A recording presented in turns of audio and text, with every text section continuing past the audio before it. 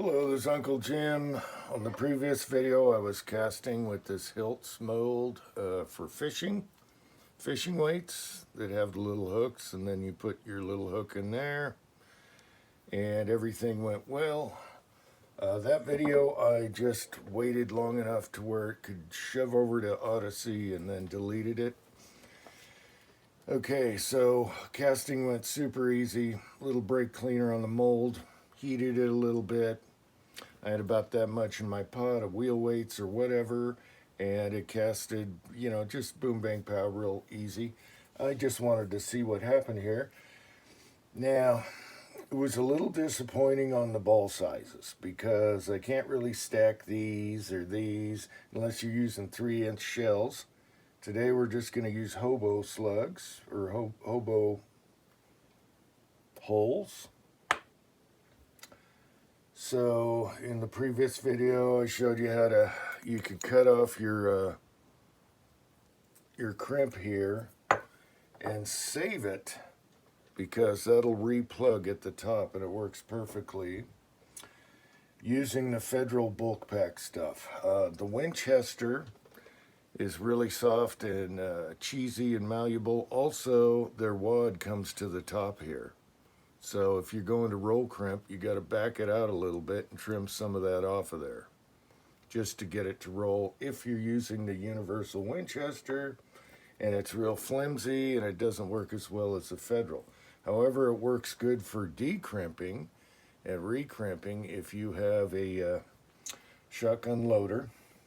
This is a 20 gauge and you carefully pry it open and then use something like this to kind of recondition it. So when you go to recrimp it, it's not too bad. So we're going to use that in 20 gauge today. So it was a little disappointing on ball size. Let's see, if you go down to 1, 2, 3, 4, that is a slightly larger than a 4-buck. And that would be like this right here. However, 4 will fit in a row in a 12 gauge shell. So you could put 4 in a row, each row. So that's okay. But these kind of don't jive, so it's all going to be buck and ball type stuff. But the good news is I really don't have much for 20 gauge, and this largest ball here, 2 fit perfectly in a 20 gauge. Okay, with the Winchesters here. And so I'll just shove 2 of these in here right now and we'll shoot it with the blunderbuss. Then I'll recrimp it on the machine, okay? And the shot that came out of the 20 gauge was about 383 grains of shot. And these 2 balls are more like 356 plus grains. So we didn't exceed our payload, so it's safe. We're going to get more feet per second. And we're going to have 2 nice balls coming out of a 20 gauge, which it makes this $5 mold worth it right there. So we're going to shoot 2 of these in the blunderbuss and see how they pattern. If they stay pretty tight, that's great. I'm happy with that. The other experiment is I wanted to do here. This is where they're trimmed off here. I wanted to do the duck hooks, but I can only go from here down because these are too tall for these holes unless you go 3-inch. So I was a little disappointed with that. But these here will fit sideways in a 12 gauge, 2 3/4. And let's see, here's the big one. And they'll lay sideways in there, so you can just lay them around. And then we have the tiny ones here that you can use for filler in between somewhere. I'm just going to randomly throw them in there, stuff as many as I can, and then roll crimp this over using the Uncle Jim reuse the crimp method, and we'll show you that. And we'll shoot a couple of those and see what happens. Okay, so on these little hooks, I can only use this one, and that one. After that, they get too tall. However, I'm still happy with the mold. And like I did in the previous video, the big ones you can just snap right off. And they don't leave a huge mark or anything. So you don't have to trim. And then you get your little flat cutters here. And the way that these, you can see them, the way that these fishing hook molds are, they're kind of to the side. So when you go to cut it, use the flat section and go with that same angle because it's not centered. And they trim off pretty good. That's kind of like a sprue on a buck mold anyway. And that's fine. You can get all OCD and tumble these and do all that. I'm not doing that. This is down and dirty, quick and easy. So these all cut off pretty easy. I snap. First I go by and cut these, snap the big ones. Little ones, I don't have leverage. I just undercut them there. So we have our different sizes here. We have 1, 2, 3, 4, which is slightly bigger. No, 4. And then these are slightly bigger than 4 buck. And then we have the tiny one, which is kind of worthless. Better off leaving a hook on it. Kind of like that. All right, there's the tiniest one with the hook. That hit the floor. Let's grab another one. At least they don't roll around with the hook on them. And we're going to shoot these in a 12 gauge of different sizes. The last 3 sizes all put together. And it's going to probably make the wackiest pattern. Hey, but I got to know, right? We gots to know. The rest of these I could use for different stuff. Buck and ball mix. You can add your shot to it. You can add whatever. Now the shot that comes out of these cheapo hulls you get at Walmart by the case, it is really good for casting buck or anything that really needs a flow. It flows so good. Whatever they got it mixed with, it's perfect for that. I think it's a little hard for slugs, so I use soft lead for slugs just to conform, unless you don't have restriction with your wad and your barrel, depending on how you're doing it. All right, so Federals are my favorite for doing this method for roll crimp, using the same piece you just cut off, and you can make your own jig, okay, whatever. I'm going to make, my son's going to make me a better one. But let's try the hooks. Let's see. We're going to try the hooks and the 20 gauge in the blunderbuss today. Okay, there's the hooks. All different sizes. And we're just going to see if we can get hooky. I was hoping to do big hooks, but I can't fit them. They're too long. They'll stick right out the shell there. Okay? Unless you clip some of the head off, but that's not worth doing either. Anyway, super fun mold. And let's see what happens. So I'm going to do 2 20 gauges with the biggest ball. You can also use the next size ball down. It's very close. All right, just a little more wiggly. That'll probably crimp even easier, or it might have a little gap. You might have to do a little card. So, and I just mixed them up. There we go. So we're going to do the 2 big ball. And I think that's really nice. 20 gauge, you don't have so many choices, so I'm happy with that. 12 gauge, I'm pretty good on stuff. And then in a 12, you have issues. You might have 1 big ball and some little balls from here. And some shot, but it's not like you can stack 2 unless you're using a 3-inch shell. So that was kind of a bummer, but I'm super happy. I got something for 20 gauge that is different and works really well. These smaller ones down here work in the 20 gauge also and stack up very nicely if you take the time to clip them off. All right, let's see what happens. All right, so in the future, I'm going to, since these are designed to have a hook casted right in there, and that's why this comes out this way. What I'm going to do for the 20 gauge is take this ball and loop a guitar string, my old guitar strings or some cable, and put a little loop there, shut the mold, cast them, and I have little bolo rounds. So stay tuned for that. I'll have a bolo, it'll keep them together, and it'll slice and dice. So that's what's really cool about this mold. You can put wire in here and do bolos. And this size will stack together perfect in a 20 gauge. And stay tuned for that one. All right, so for now, I'm just going to take these little hooks of different sizes. This mold has 6 cavities. Some of these I showed you only showed 5, but the big one's missing.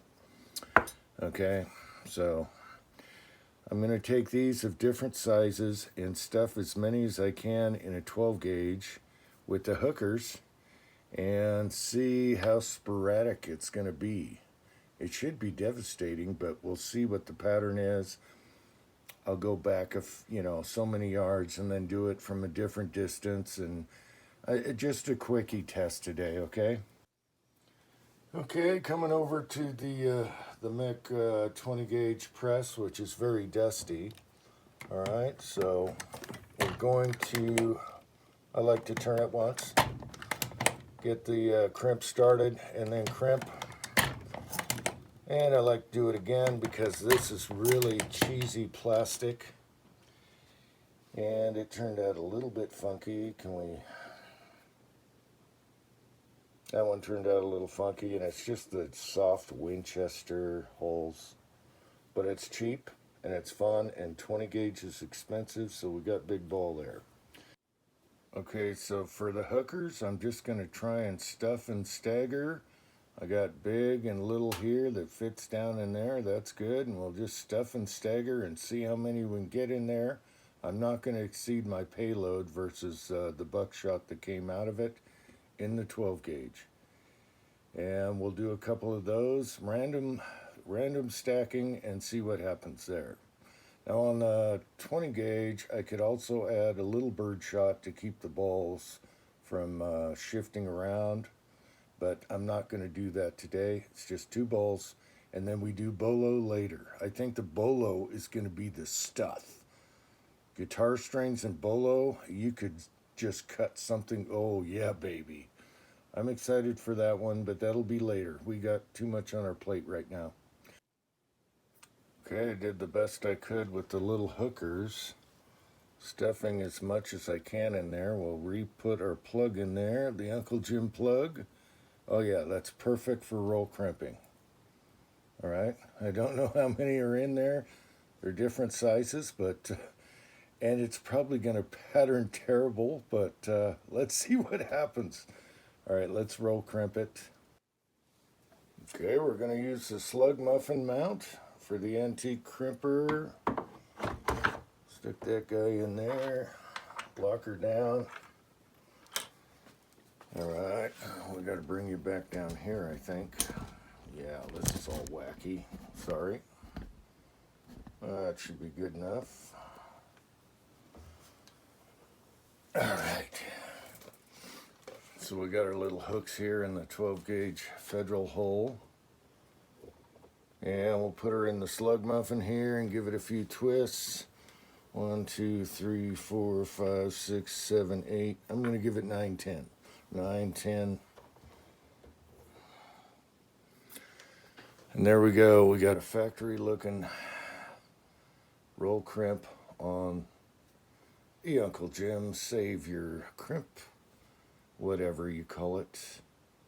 That looks pretty good. I still get a kick out of this. All right, let's see what happens with the hookers. Now, I've never had a hooker because I've always been a good boy and never had a woman problem, so there's that. Did I have to even bring that up? All right. And there you go, hookers done 2 ways. And I just found out that this mount here, you can throw your shells in there and it doesn't go anywhere. That's cool. All right. All right, let's try the hookers and the ball with the 20 gauge. Okay, so since I cut the Winchester hole for a roll crimp, which is a bad idea, it's cheesy plastic, I just threw random crap in this one, and we'll see what happens. And I had to put the crimp upside down to make it fit because I crammed a lot in there, and that's just cheesy and it's wrong. We'll single shot that, but use the Federal if you're roll crimping, and the Winchester if you're re-crimping. All right. Okay, now for the hookers, Mossberg 500 smooth bore. Center of mass, we're at about 10 yards.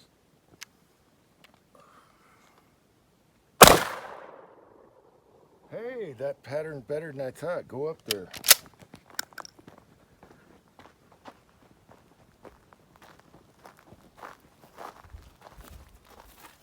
Wow, that's kind of impressive for hookers. Look at the little hooks. That's not bad. There's the wad. All right, let's do another one. I'll try and aim the same spot. All right, one more of the hookers. I was surprised. I thought that would cover the whole cardboard.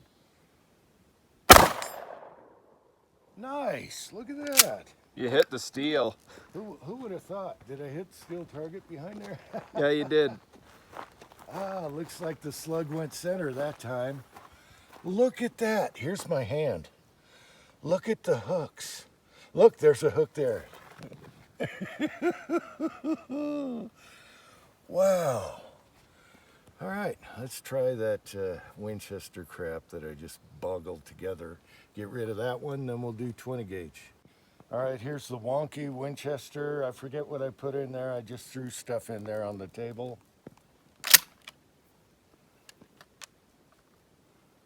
All right, let's see what happens. Hey, this is kind of fun, you know? We're actually staying in a nice pattern here. Okay, you can see the ball that I put in there. All right, there was some ball.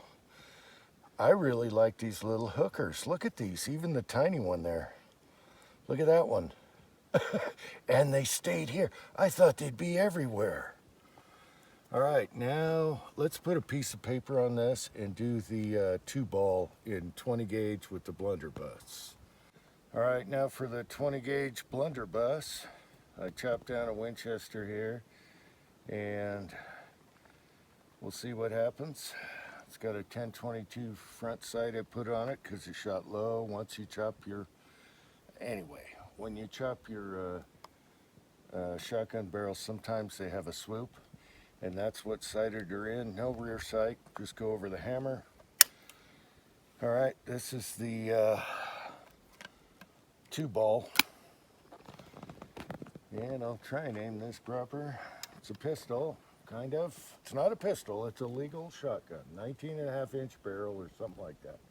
19.25. Let me go this way a little. All right.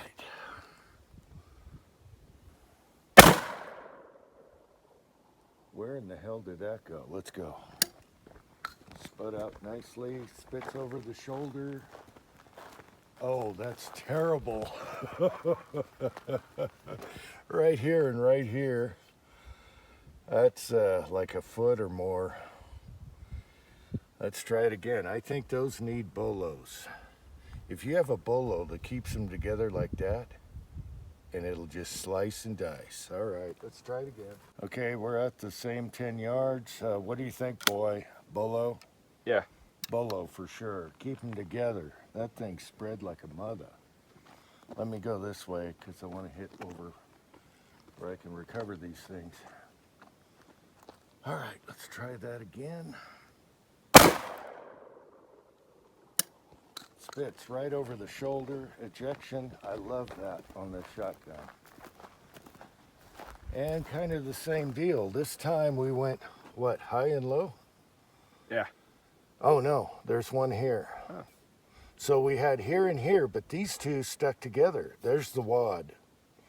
So these two actually grouped pretty good. Something I wanted like within a couple inches, but I think bolo is the way to go. All right, so this is the Winchester 370 with the heavy barrel I do all my test loads with. That barrel is thicker than hell. And it is a fun little guy to shoot. So this too, that's a plus. I don't know what happened here. Maybe we put a little shot in between to keep them together, but I think bolo is the way to go.